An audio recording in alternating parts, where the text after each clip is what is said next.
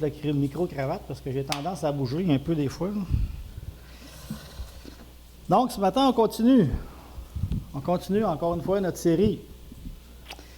Et je sais que je suis conscient que ça fait plusieurs mois qu'on a commencé la route vers la maison. On a commencé à partir de la ville de destruction. Et je sais que c'est long. Mais découragez-vous pas, on arrive à la maison. On arrive. Il y a 2 semaines, j'ai parlé de quelque chose que la plupart des gens n'aiment pas parler. Je ne sais pas si vous en rappelez. Le dernier ennemi. Une chose qui est importante dans notre voyage. Et il faut en parler. La mort. Mais ce matin, on va regarder un sujet qui est beaucoup plus agréable, beaucoup plus encourageant, beaucoup plus plaisant, et je vous dirais beaucoup plus captivant que la mort. Puis c'est cette espérance-là qui a gardé, je voudrais que captivé le cœur de tous les chrétiens à travers les 2 derniers millénaires. Et cette espérance-là est basée sur 2 versets en particulier. Le premier, c'est dans Jean 14. Je vais vous le lire, vous n'avez pas besoin de tourner. « Que votre cœur ne se trouble point. Croyez en Dieu et croyez en moi. Il y a plusieurs demeures dans la maison de mon Père, et si cela n'était pas, je vous l'aurais dit. Je vais vous préparer une place, et quand je me serai allé, et que je vous aurai préparé une place, je reviendrai et je vous prendrai avec moi, afin que là où je suis, vous y soyez aussi. Je reviendrai et je vous prendrai avec moi. » Le deuxième se trouve dans Acte 1, au verset 9. Deuxième verset. Sur quoi est basée l'espérance qu'on va regarder ce matin? Acte 1, verset 9. Acte 1, 9. Après avoir dit cela, il fut élevé. Ici, on parle de Jésus. Pendant qu'ils le regardaient, une nuée les déroba à leurs yeux. Et comme ils avaient les regards fixés vers le ciel pendant qu'ils s'en allaient, voici 2 hommes vêtus de blanc leur apparurent et leur dirent: « Hommes galiléens, pourquoi vous arrêtez-vous à regarder au ciel? Ce Jésus qui a été enlevé au milieu de vous reviendra de la même manière que vous l'avez vu allant au ciel. » Jésus revient chercher son épouse. J'ai un secret à vous dire ce matin. Tournez avec moi dans 1 Corinthiens 15. Un beau secret. Qui sera plus un secret bientôt. «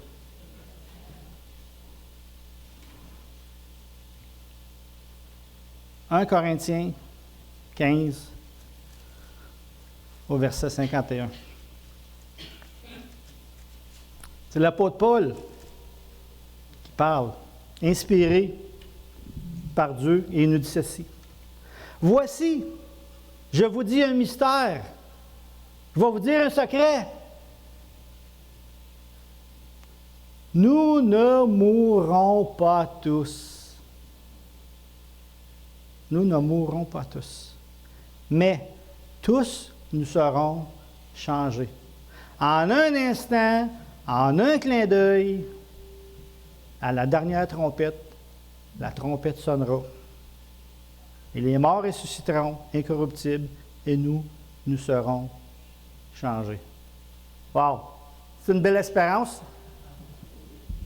Ah boy, vous ne me convainquez pas matin? J'espère que votre espérance est plus profonde que ça. Absolument, hein? Savez-vous, il y a un autre chemin que le chemin qu'on a vu il y a 2 semaines passées pour entrer dans l'éternité. Je vous dis qu'il n'y avait rien qu'un chemin. Il fallait passer par la rivière de la mort. Mais ce n'est pas vrai pour tout le monde. Il y en a un autre chemin. Donc, il est possible que certains de nous, ou peut-être même nous tous, on n'ait pas à traverser la rivière de la mort. À cause d'un événement qui ne s'est jamais produit depuis la création du monde. et qui va se passer une et une seule fois seulement. L'enlèvement. Rappelez-vous, l'ange de la mort a passé au-dessus des maisons où il y avait le sang. Vous vous rappelez? Eh bien, de la même manière, les enfants de Dieu qui vont être vivants le jour de l'enlèvement vont passer par-dessus la mort et vont tomber les deux pieds directement dans l'éternité devant la porte de la maison du Père. Sans avoir passé par-dessus la rivière de la mort. Parce que le Seigneur Jésus vient enlever son épouse. Il l'a dit, il l'a promis, il va le faire. Il va venir enlever son épouse avant qu'il revienne pour juger Israël et les nations pour leur rébellion. Et si on regarde autour de nous, on voit que notre monde est de plus en plus rebelle. Hein? Mais après ça, Christ va venir instaurer son royaume sur la terre pendant 1000 ans. Et ensuite, Satan va être attaché. Et après, les nouveaux cieux et la nouvelle terre. Et encore une fois, Bunyan est conscient de cette réalité-là que Jésus revient. Et il en parle dans son livre. Je ne sais pas si vous en rappelez. J'en ai parlé un petit peu il y a 2 semaines passées. Je vais vous relire l'extrait. Il dit ainsi, j'ai vu dans mon rêve qu'ils marchaient ensemble jusqu'à ce qu'ils soient arrivés en vue de la porte. Je vis ensuite qu'entre eux et la porte s'étendait un fleuve ou une rivière, mais qu'il n'y avait point de pont pour le traverser. Et le fleuve était très profond. Et on a parlé que c'était la mort. À cette vue, les pèlerins furent stupéfaits, mais les hommes qui les accompagnèrent leur dirent, « Vous devez traverser ce fleuve, vous ne pourrez pas atteindre la porte de la cité. Tu n'as pas le choix, il faut que tu passes par cette porte-là. » Les pèlerins leur demandèrent, il n'y avait pas d'autre chemin pour parvenir à la porte. Et les hommes lui répondirent, « Oui, il y en a un. Oui, il y en a un. Mais jusqu'à maintenant, seulement 2 hommes ont passé par ce chemin. Enoch et Élie. Et personne d'autre ne sera admis dans ce chemin jusqu'à ce que sonne la dernière trompette. » Avez-vous remarqué que dans cette liste-là, il n'y a seulement que 2 noms? Enoch et Élie. Même le prince de la vie, le Seigneur Jésus, a dû passer par la rivière de la mort. Et non pas à cause de ses péchés, mais à cause des nôtres. Même Jésus a dû passer par la rivière de la mort. Imaginez, il y a seulement 2 hommes qui ont eu le privilège de pouvoir passer par-dessus cette rivière. Mais, il y a un mais. Un jour, bientôt, très bientôt, Jésus revient. Jésus revient à la dernière trompette. En un instant, en un clin d'œil, on est parti. Imaginez-vous pouvoir entrer dans l'éternité sans passer par la mort. Wow! Quel privilège! Et c'est pour ça que les chrétiens de tous les âges ont toujours espéré que l'enlèvement arriverait dans leur temps à eux. De dire, je me rappelle tellement ma belle-mère qui disait tout le temps, Daniel, j'aimerais tellement pouvoir connaître l'enlèvement avant de mourir. Mais elle a dû passer par la rivière de la mort. Mais c'est l'espérance. Donc, ce matin, on va regarder l'enlèvement sous 3 angles. Premièrement, la certitude de l'enlèvement. Et ça, c'est important. La certitude. La deuxième chose, la rapidité de l'enlèvement. On a parlé de rapide tantôt, mais vous allez voir que ça va être pas mal vite. Et troisièmement, les effets de l'enlèvement. Donc, la certitude, la rapidité et les effets de l'enlèvement. C'est ce que j'aimerais qu'on puisse voir ensemble ce matin dans le texte qu'on a lu ensemble. Premièrement, la certitude. C'est un retour qui est absolument 100% certain. On retourne dans 1 Corinthiens 15, 51. Regardez comment l'apôtre Paul nous parle. « Voici, je vous dis un mystère. Nous ne mourrons pas tous, mais tous nous serons changés. » Un mystère, c'est quoi? Ce n'est pas quelque chose qu'on ne peut pas comprendre. C'est quelque chose qui n'avait pas été encore révélé par Dieu. Et si vous savez comme moi que la Bible, c'est un livre avec une révélation progressive. Plus qu'on avance dans la Bible, plus qu'on comprend le plan de Dieu, plus qu'on comprend pourquoi les sacrifices, pourquoi Dieu demande certaines choses, plus la Bible devient claire. D'où l'importance de lire notre Bible d'un couvert à l'autre, pour pouvoir comprendre de plus en plus le plan de Dieu. Mais là, Paul nous dit ici, c'est un mystère, quelque chose que Dieu avait caché. Personne, absolument personne, sauf Dieu, ne savait un jour, Dieu venait enlever son Église.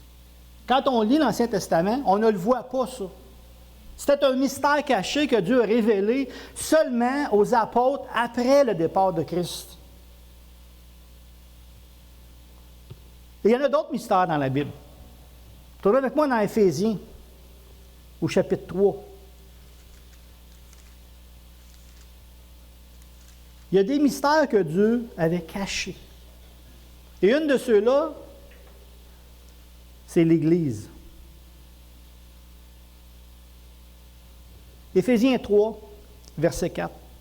En les lisant, vous pouvez vous représenter l'intelligence que j'ai du mystère de Christ. Il n'a pas été révélé aux fils des hommes dans les autres générations comme il a été révélé maintenant par l'Esprit aux saints apôtres et aux prophètes de Christ. Ce mystère, c'est que les païens sont co-héritiers, forment un même corps et participent à la même promesse en Jésus-Christ par l'Évangile. L'autre mystère, l'Église. Paul dit, ça n'avait pas été révélé dans le passé que Dieu allait prendre les païens et les Juifs et faire un seul peuple avec eux. Et de la même manière, Paul il dit, je vais vous dire un mystère ce matin, on ne mourra pas tous. Personne ne le savait, mais là je vous le dis ce matin, nous ne mourrons pas tous. C'est une chose qui est absolument et 100% certaine. Regardez avec quelle confiance que l'apôtre Paul il dit. Il dit, voici, nous ne mourrons pas tous. En anglais, on dirait, voici, c'est behold. Regardez bien, ouvrez bien vos yeux. Nous ne mourrons pas tous. L'apôtre Paul, il dit pas possiblement, peut-être qu'on ne mourra pas, ou j'espère qu'on ne mourra pas. Qu'est-ce qu'il nous dit?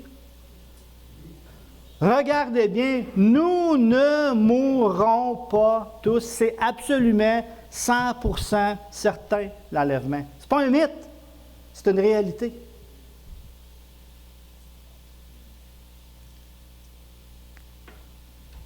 Et il y a un mot qui n'apparaît pas dans, je ne sais pas si vous avez, comme moi, moi j'ai une version Louis II, mais dans la Darby, il y a un mot qui apparaît, qui n'est pas dans ma Bible. Regardez la Darby, comment elle le dit, au verset 52. Elle dit, en un moment, en un clin d'œil, la trompette sonnera, car la trompette sonnera. En anglais, indeed, the trumpet will sound. C'est absolument 100% certain. C'est pas un mythe. La trompette, elle va sonner. C'est absolument certain. Et Paul parle la même chose, de la même manière, avec conviction, pas aux Corinthiens, mais aux Thessaloniciens. Prenez avec moi dans 1 Thessaloniciens 4. On voit encore une fois combien Paul parle avec conviction. 1, au chapitre 4. Les chrétiens de Thessalonique sont persécutés. Et Paul veut les encourager. Regardez ce qu'il leur dit à partir du verset 13. 1 Thessaloniciens 4, verset 13. Nous ne voulons pas, frères, que vous soyez dans l'ignorance au sujet de ceux qui sont décédés, afin que vous ne vous affligiez pas comme les autres qui n'ont point d'espérance. Paul dit, soyez pas sans espérance.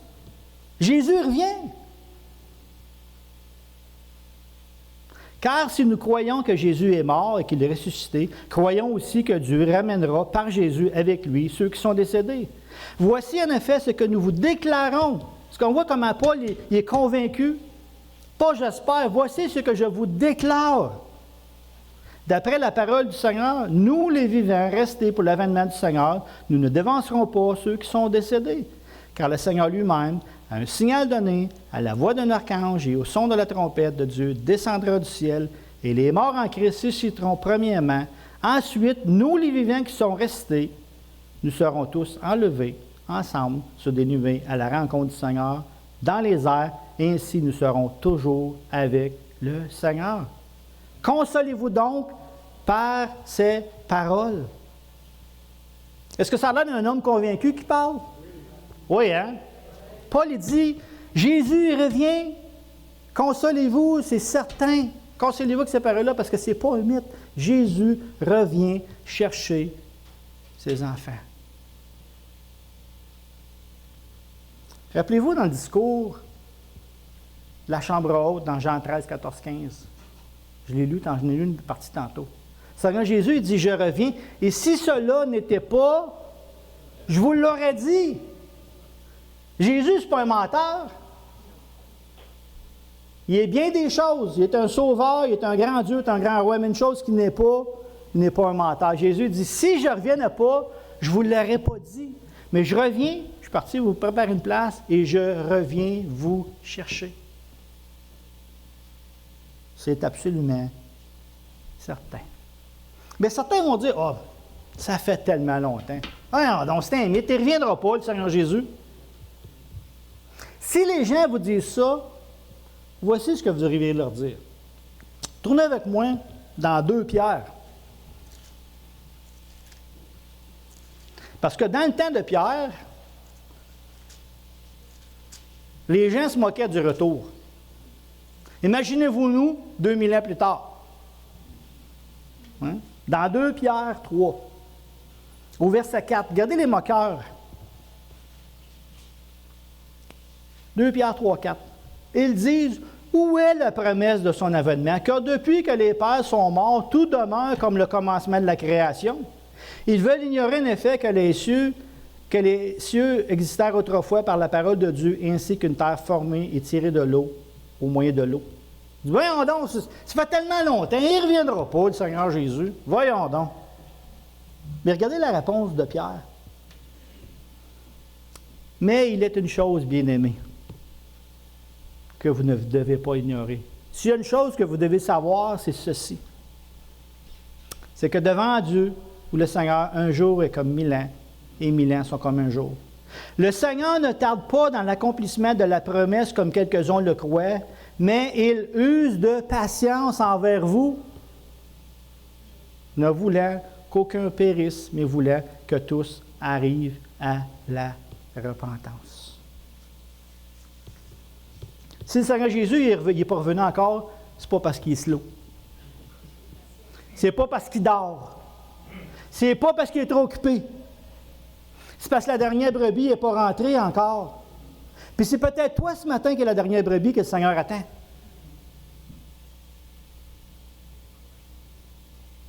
Tant que la dernière brebis ne sera pas rentrée à la maison, le Seigneur Jésus ne reviendra pas. Mais il ne faut pas dire « Oh, on n'est pas pressé de bord. » Parce que la dernière brebis peut rentrer dans la prochaine seconde et on peut peut-être ne même pas finir le culte ce matin. Le Seigneur Jésus dit « Je reviens en un instant, en un clin d'œil. » Soyez assurés d'une chose. Paul nous dit « Je vous dis un mystère. Nous ne mourrons pas tous. » C'est absolument et 100% certain. Et j'espère que c'est ton espérance ce matin. Donc, premièrement, la certitude du retour du Seigneur Jésus. Deuxième chose, la rapidité de l'enlèvement. J'aurais 2 choses à dire à propos de ça. Ça va être soudain et ça va être sélectif. Laissez-moi vous expliquer. Premièrement, au verset 52, l'apôtre Paul nous dit « En un instant, en un clin d'œil. » En un instant. Le mot « un instant » dans l'original, c'est « atomos ». Vous entendez quel mot dans ça? Le mot « atome ». Dans un atomos, qu'est-ce qui est plus petit qu'un atome? Hein? C'est petit. Et Paul utilise le mot « atomos ». Dans un instant, nous parle de quelque chose qui est très, très, très petit ou très, très court. Et pour s'assurer qu'on comprend bien, non seulement qu'il utilise le mot atomos, mais il utilise aussi une image. Il dit en un instant, en un clin d'œil. Un clin d'œil. Si je vous demandais quel est le muscle qui bouge le plus rapidement, vous êtes proche. La paupière. La paupière est le muscle qui bouge le plus rapidement dans notre corps. Notre paupière peut bouger, monter et descendre 3 à 4 fois dans une seconde. C'est pour ça qu'on calcule la vitesse d'une paupière en millisecondes, tellement qu'elle va vite. On prend une seconde et l'en divise en 1000. Et Paul il utilise cette image-là pour nous dire, en un instant, en un clin d'œil, 1 milliseconde. Savez-vous quoi? Ça va être tellement rapide que tu n'auras pas le temps de faire tes bagages. Puis tu n'auras pas le temps de te préparer si tu n'as pas mis ta vie en règle avec le Seigneur Jésus. Il va être trop tard. Ça va arriver tellement rapidement, ça va être tellement soudain, que si tu n'es pas prête, tu es dans le trouble. Et en plus, le Seigneur Jésus nous dit dans les Évangiles, personne ne connaît ni le jour, ni l'heure. Même pas moi. Et je ne parle pas de moi, là. C'est celui qui l'a dit. Le Seigneur Jésus avait caché ça dans sa conscience. Je vais revenir, puis je ne sais pas quand. Imaginez. D'où l'importance d'être prête pour partir. D'être prête que quand la trompette va sonner, tu ne resteras pas assis sur le banc. Carl me parlait de quand ils ont écouté le film, de ses enfants, comment ils étaient captivés. Et rappelez-vous de ce pasteur qui est resté. Hein? C'est pas parce qu'on va à l'église que quand le Seigneur Jésus va revenir, qu'on va être enlevé. L'Église ne sauve pas personne. C'est le sang de Christ. C'est la repentance. Donc, ça sera soudain. Paul ajoute à la dernière trompette. Voici le signe qui va marquer le retour de l'épouse de Christ qui s'en va à la maison avec son mari. Puis certains vont dire, ah, là la preuve qu'il y a des erreurs dans la Bible. Parce que quand tu lis l'Apocalypse, ça parle de trompette. Donc, ça ne peut pas être la dernière trompette. Mais il faut comprendre que dans la Bible, il y a plusieurs trompettes. Il y a des trompettes qui appellent à la guerre. Il y a des trompettes qui appellent au rassemblement du peuple. Il y a des trompettes qui appellent aux différentes fêtes qu'il y avait dans l'année. Et ici, le mot trompette, c'est le mot eschatos, la dernière trompette. Je ne sais pas si vous avez déjà entendu parler du mot eschatologie, qui veut dire quoi? Les choses de la fin. Donc, c'est la trompette qui marque les choses de la fin. C'est la dernière trompette que les enfants de Dieu vont entendre. Donc, Paul, quand il dit la dernière trompette, c'est la dernière trompette que si tu es un enfant de Dieu ce matin, tu vas entendre sur ce côté-ci de l'éternité. Toi, tu vas l'entendre, personne d'autre va l'entendre. Donc, si on résume, ça sera en un instant, en un clin d'œil, ça sera donc très soudain. Mais il y a une deuxième chose qui est vraie dans cette chose-là aussi, c'est que ça va être sélectif. Pourquoi je dis ça? L'apôtre Paul dit, nous ne mourrons pas tous, mais tous nous serons changés. Qui est le tous ici? Tout le monde?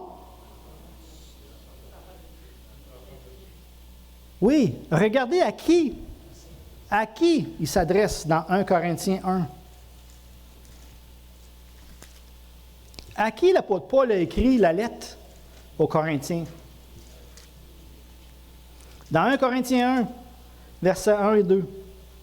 Paul, appelé à être apôtre de Jésus-Christ par la volonté de Dieu, et le frère Sostène, à l'Église de Dieu qui est à Corinthe, à ceux qui ont été sanctifiés en Jésus-Christ, saints par vocation, et tous ceux qui invoquent en quelque lieu que ce soit le nom de notre Seigneur Jésus, leur Seigneur et le nôtre. Le nous, ici, quand Paul nous dit « Nous ne mourrons pas tous », c'est tous ceux qui ont mis leur confiance dans le Seigneur Jésus et personne d'autre. Ça va être un retour et un enlèvement sélectif, pas seulement soudain, mais aussi sélectif. Et le Seigneur Jésus n'a jamais caché cette vérité-là. Tournez avec moi dans Matthieu 24. Je sais que je vous fais tourner un matin, mais j'aime ça. C'est comme j'ai déjà dit, c'est comme si j'entends les ailes des anges quand vous tournez les pages. Sauf si vous avez un téléphone électronique. Matthieu 24. Le Seigneur Jésus ne l'a pas caché que son retour, l'enlèvement serait sélectif.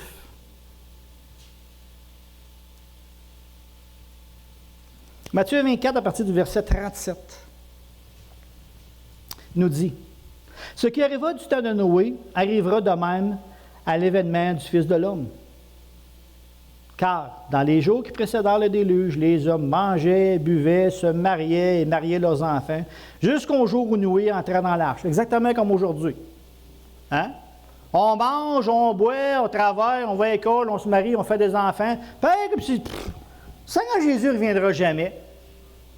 Exactement comme dans le temps de Noé.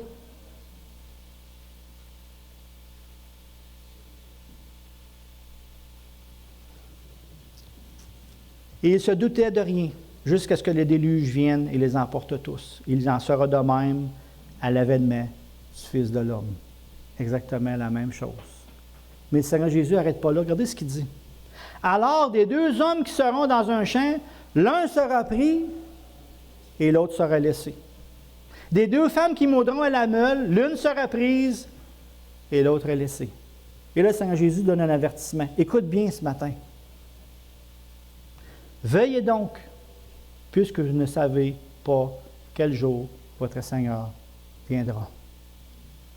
Si tu ne connais pas le Seigneur ce matin, écoute bien. Parce que le Seigneur Jésus, s'il revient et tu restes sur ton banc, tu ne vas pas voir ce qui va suivre après. Mais aussi, le Seigneur Jésus nous dit d'être prête, enfant, en tant qu'enfant de Dieu. Quand le Seigneur Jésus va revenir, tu ne vas pas te trouver en train de faire dans le péché, êtes-vous d'accord? Tu vas être en train de te trouver avec les deux mains dans l'œuvre de Dieu quand le Seigneur Jésus va revenir. Parce que le Seigneur Jésus dit, tu ne sais pas quand je vais revenir. Ça va être soudain et ça va être sélectif. Imaginez le chaos qu'il va y avoir sur la terre. Les trains, sans chauffeur de train. Les autos, les camions, les avions qui vont tomber partout. À moins qu'il y ait deux pilotes qui ne sont pas chrétiens, un des deux. Les parents, les amis, les épouses, les enfants qui vont se retrouver avec quelqu'un à côté d'eux qui est complètement disparu en un instant, en un clin d'œil. Ça va être un chaos absolument. Et je vous dirais, tu veux vivre cet événement-là, mais tu ne veux pas le voir de tes yeux. Je dois te dire que si tu le vois de tes yeux, tu vas voir des choses horribles. Absolument horribles. Certains seront pris et d'autres seront laissés. Donc, il faut se poser la question ce matin, quand la dernière trompette va sonner, est-ce que tu vas rester ici ou est-ce que tu vas partir?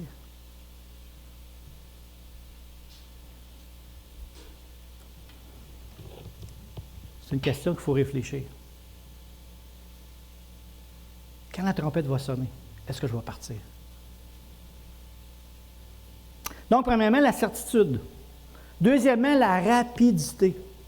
Ça va être soudain et sélectif. Et finalement, les effets transformateurs de l'enlèvement. On va continuer au verset 52. La trompette sonnera et les morts ressusciteront incorruptibles et nous serons changés. Car il faut que ce corps corruptible revête l'incorruptibilité et que ce corps mortel revête l'immortalité. Lorsque ce corps corruptible aura revêtu l'incorruptibilité et que ce corps mortel aura revêtu l'immortalité, alors s'accomplira la parole qui est écrite. La mort a été engloutie dans la victoire. Ô mort, où est ta victoire? Ô mort, où est ton aiguillon? L'apôtre Paul se moque de la mort. Parce que confiance d'une chose. Jésus revient, puis soit qu'il va sauter par-dessus la rivière de la mort, ou soit qu'il va ressusciter.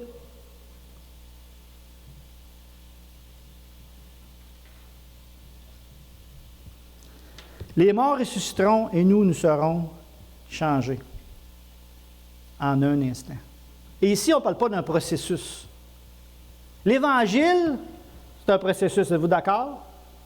Dieu change notre cassette tranquillement et il nous fait grandir dans la foi. Il renouvelle notre intelligence. Mais l'enlèvement, le changement du corps, ça ne sera pas un processus. Ça va être instantané. Comme ça.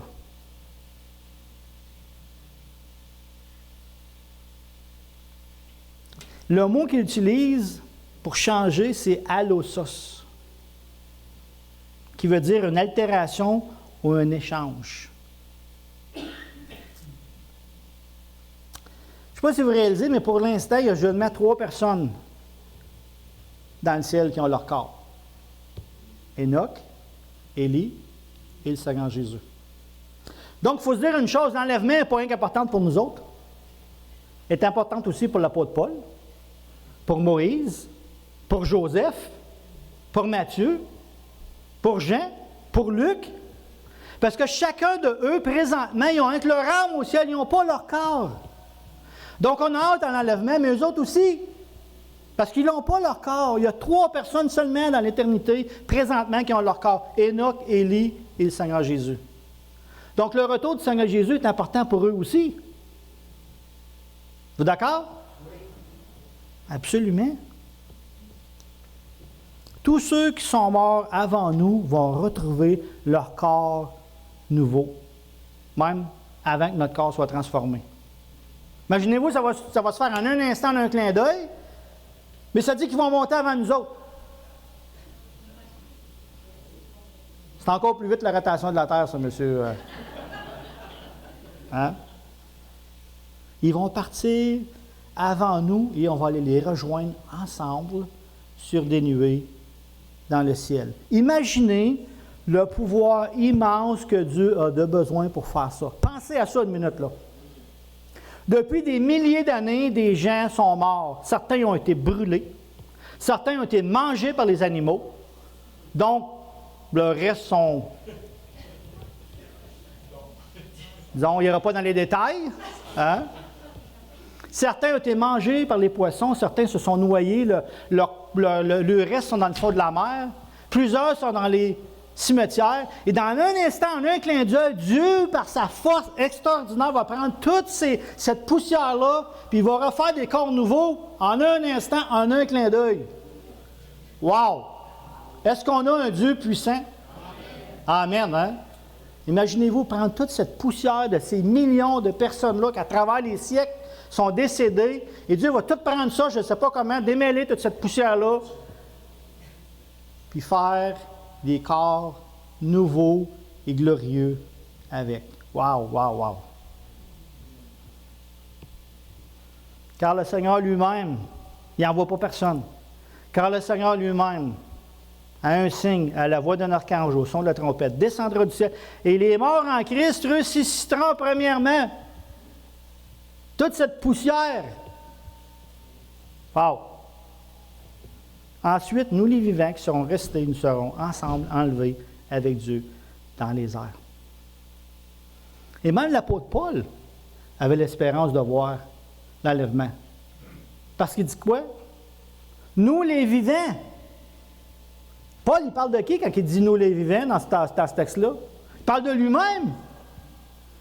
Ça a été l'espérance de tous les chrétiens de tous les âges. J'espère que c'est ton espérance que le Seigneur Jésus, tu vas vivre cette Chose-là absolument extraordinaire qui va se passer une seule fois. Dans toute l'histoire du monde, une seule fois, un seul événement qui va durer une fraction de seconde, mais qui va changer notre monde à jamais. Nous, les vivants. Mais, si tu traverses la rivière de la mort avant, n'aie pas peur. Parce que le texte nous dit, ceux qui sont morts aussi. Ceux qui sont morts aussi vont ressusciter. Notre espérance ne disparaît pas avec la mort. Avez-vous déjà entendu parler du grand inventeur Benjamin Franklin? Oui, hein? Je ne sais pas si vous le saviez, mais c'est un chrétien né de nouveau. Et écoutez ce qui est écrit sur l'épitaphe qui est écrit sur sa pierre tombale, ça dit ceci.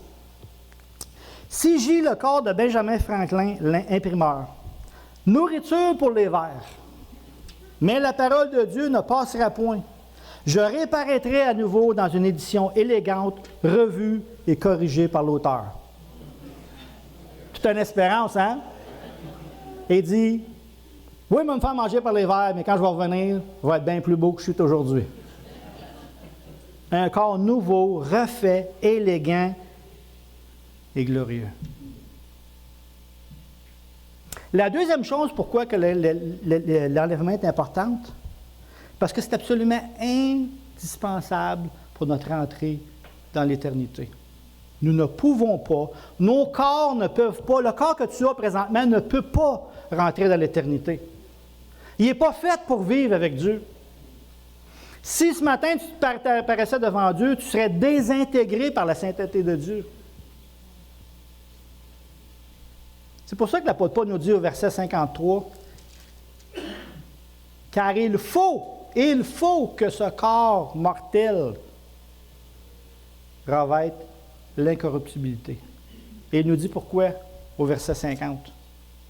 « Ce que je dis, frère, c'est que la chair et le sang ne peuvent hériter le royaume de Dieu et que la corruption n'hérite pas l'incorruptibilité. » Le corps que tu as présentement n'est pas fit pour aller au ciel.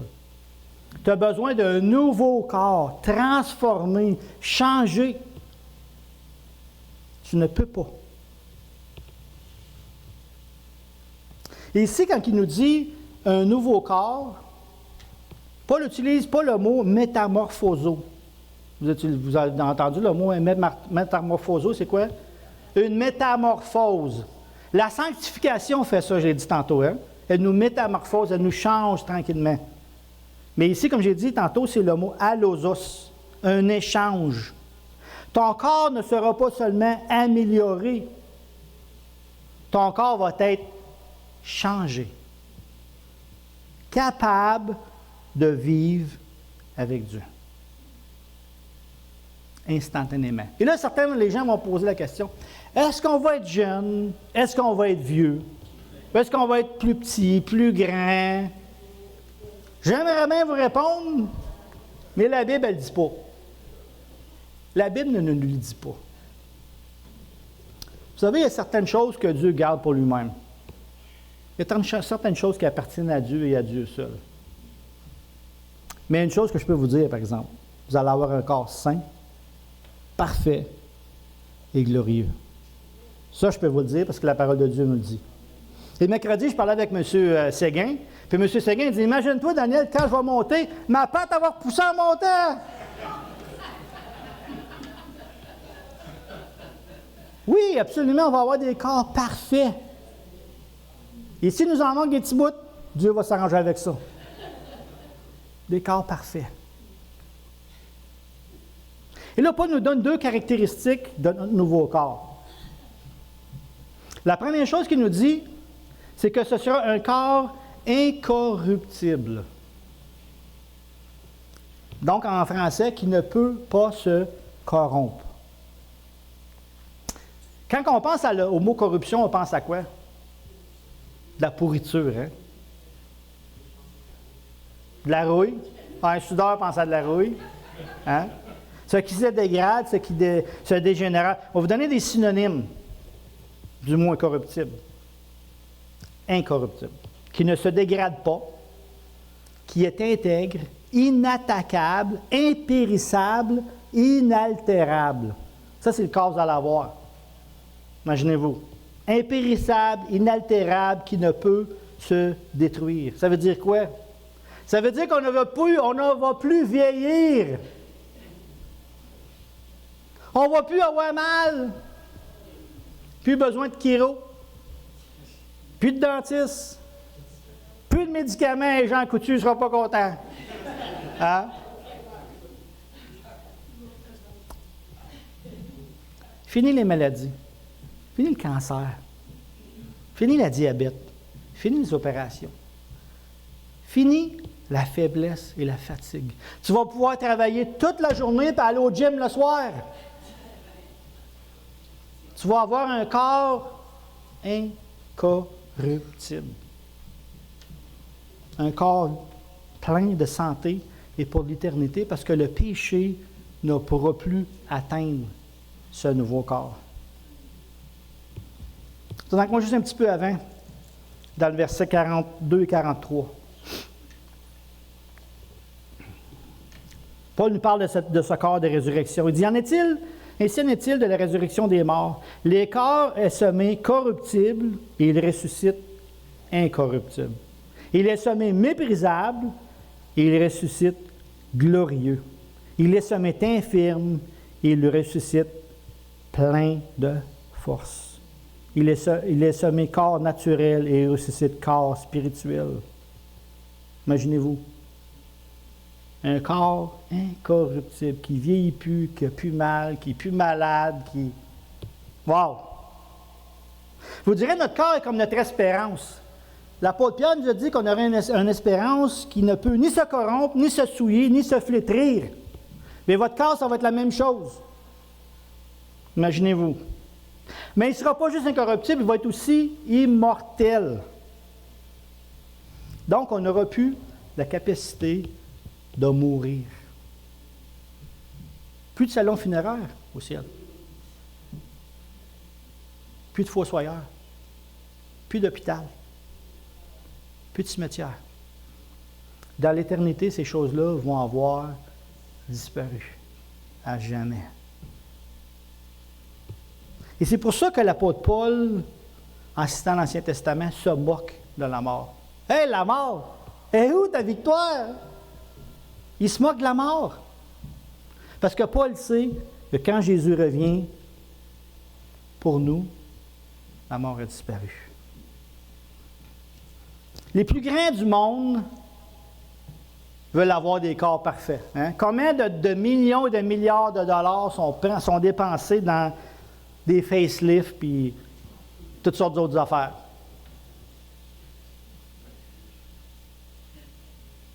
Ou ne pas mourir. Walt Disney a même fait geler son corps jusqu'à temps qu'on découvre comment il puisse vivre éternellement pour pouvoir le ramener.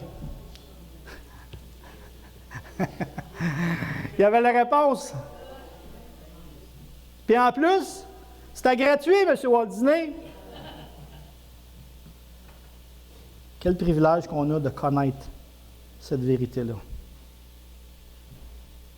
Donc, si tu es un enfant de Dieu ce matin, tu vas avoir un corps incorruptible et immortel.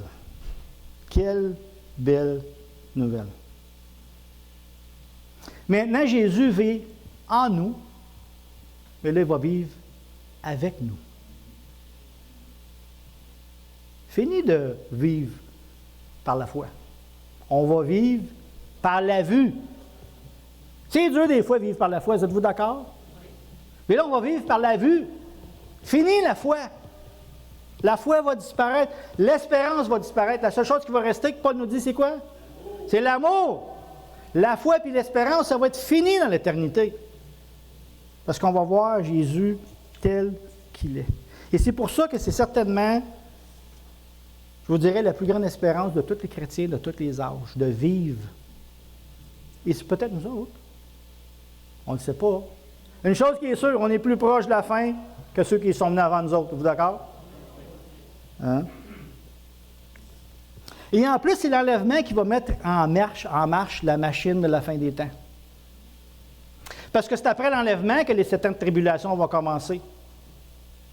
Et après qu'il va y avoir le 1000 ans et le retour du Seigneur Jésus et la fin. Donc, tant qu'il n'y a pas l'enlèvement, la vraie machine de la fin des temps n'est pas partie. C'est quand on va être enlevé que là, la fin va commencer. La vraie fin, on pourrait dire. Donc, pourquoi l'enlèvement est si important pour nous? Parce qu'on va recevoir des corps incorruptibles et immortels. Pourquoi c'est important pour ceux qui sont morts? Mais présentement, ils ont leur âme, mais ils n'ont pas leur corps. Et là, les deux vont être réunis ensemble. Notre sœur Édith, présentement, son âme est au ciel, mais son corps est encore au cimetière. Et un jour, rassemblés. Et c'est important parce que c'est cet événement qui va mettre fin, ou le commencement de la fin, on pourrait dire.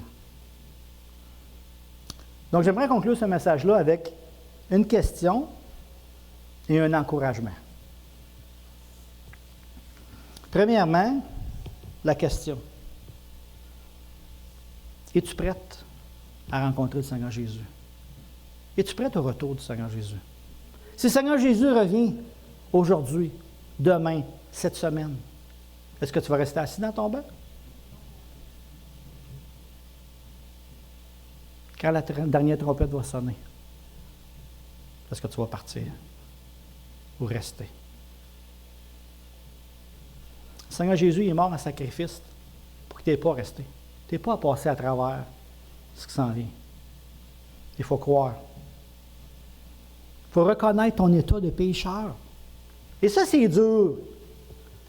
Parce qu'on a des cœurs rebelles, êtes-vous d'accord? Puis on est orgueilleux. Hein? Mais de reconnaître que je suis fait à l'os. Puis j'ai vraiment besoin de la grâce de Dieu, sinon. Et pour nous qui connaissons le Seigneur ce matin, un encouragement. Nous ne mourrons pas tous, mais en un instant, en un clin d'œil, à la dernière trompette. Pouf! On va se retrouver avec le Seigneur. Et savez-vous quoi? C'est certain. Ça va être soudain.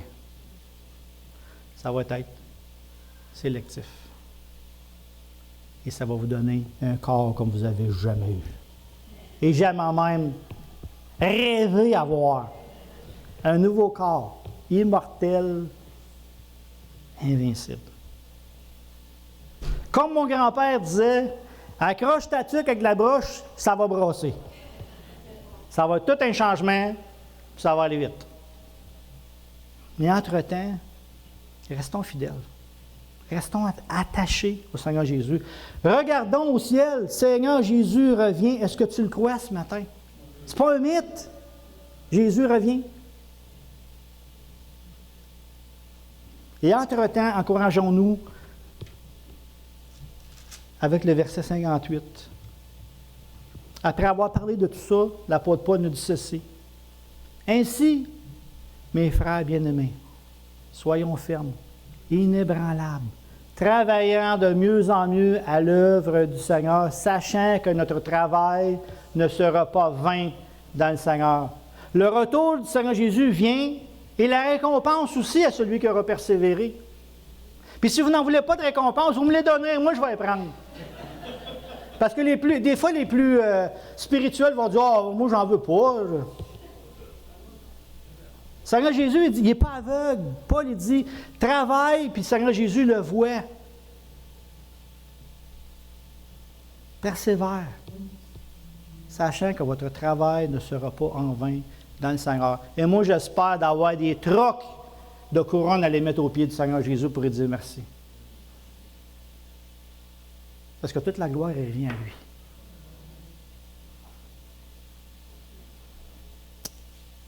Dieu voulait, le mois prochain, on va arrêter la série parce que je prêche à l'Action de grâce.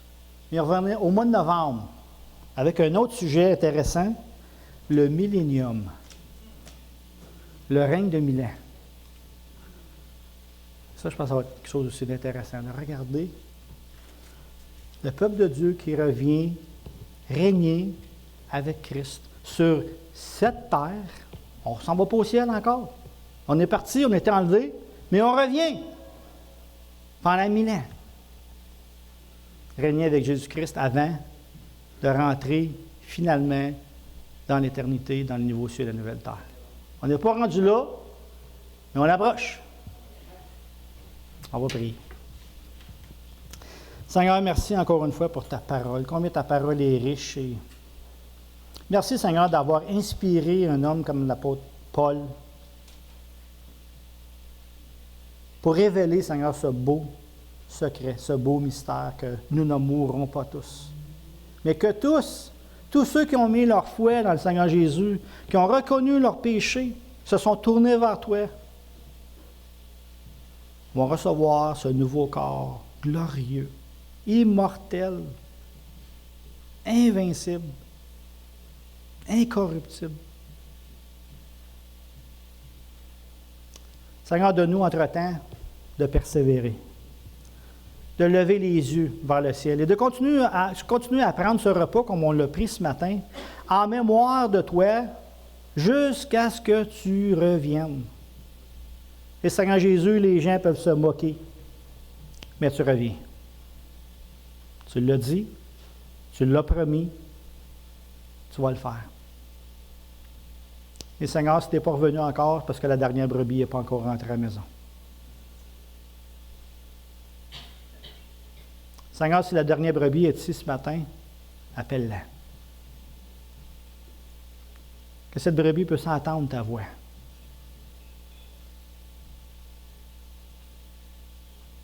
Et qu'on puisse être enlevé, Seigneur, dans les airs, à la rencontre du Seigneur, pour toujours. À toi soit la gloire, Seigneur Jésus. Amen.